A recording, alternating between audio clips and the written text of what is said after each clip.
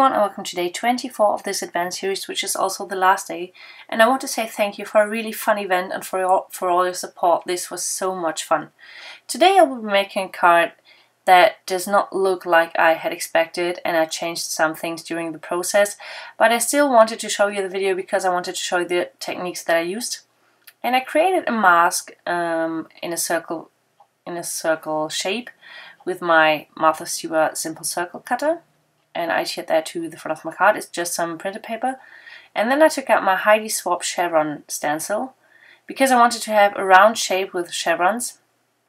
And you can see the stencil loses its color because I think the stencil does not like my embossing paste, and my embossing paste gets a little turquoise when they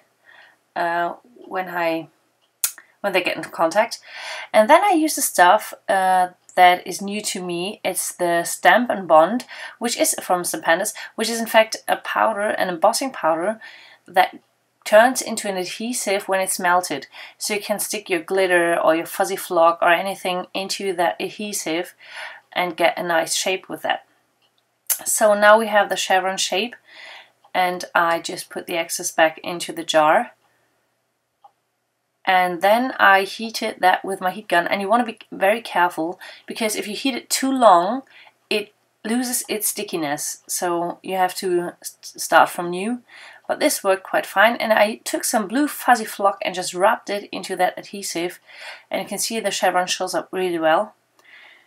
I wasn't sure if I had heated it enough or too much, so I carefully went in with my heat gun again from the backside and just try to get it warm again to melt it a bit more.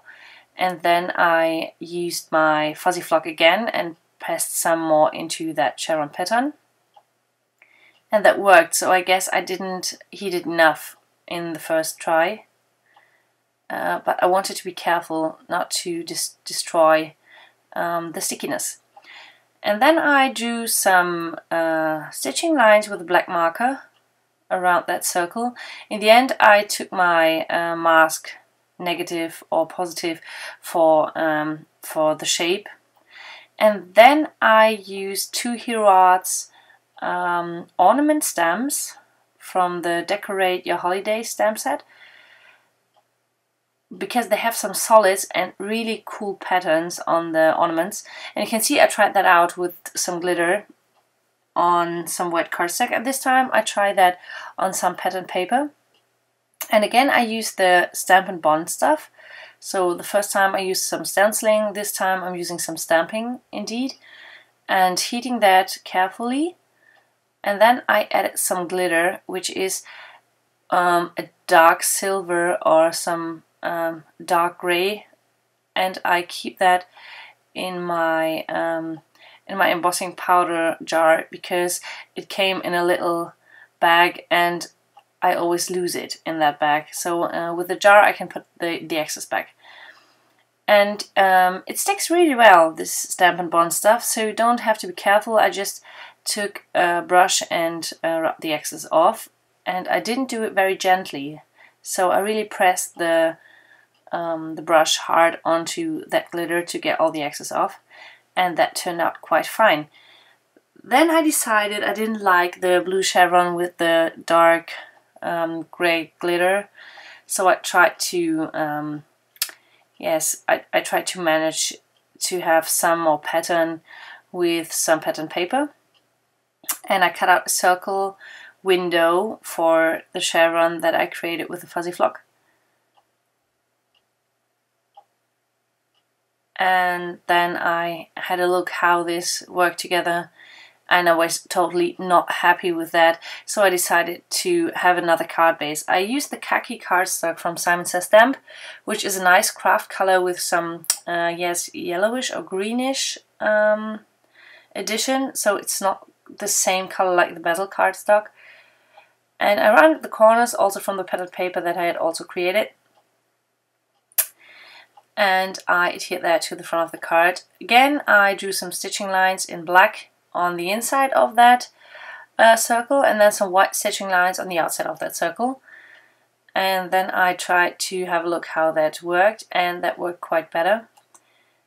And I took some Totally Craft twine from Trendy Twine, which is a nice craft color, and tied 2 bows to have them on the top of the ornaments. And I used a white gel pen to have the lines on which the ornaments would be hanging. I thought about using the craft twine for some strings, but I had no idea how to attach that, so I left that. And I used my tape runner for one of the ornaments and some dimension adhesive for the other one. And then I adhered the bows with some glossy accents to the top of those ornaments, which look really glittery. You will see that in the pictures. And this looked not quite modern to me. It was some like old school. So I took out some tiny alphabet stickers and just added a tiny Merry Christmas with those stickers.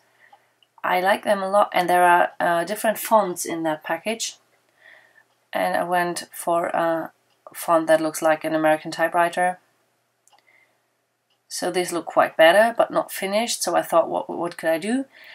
And I took out my white animal dots, because we already have some white on that card. We have the white stitching lines and the white strings for the ornaments. So I used some white animal dots, and that finished the card for today.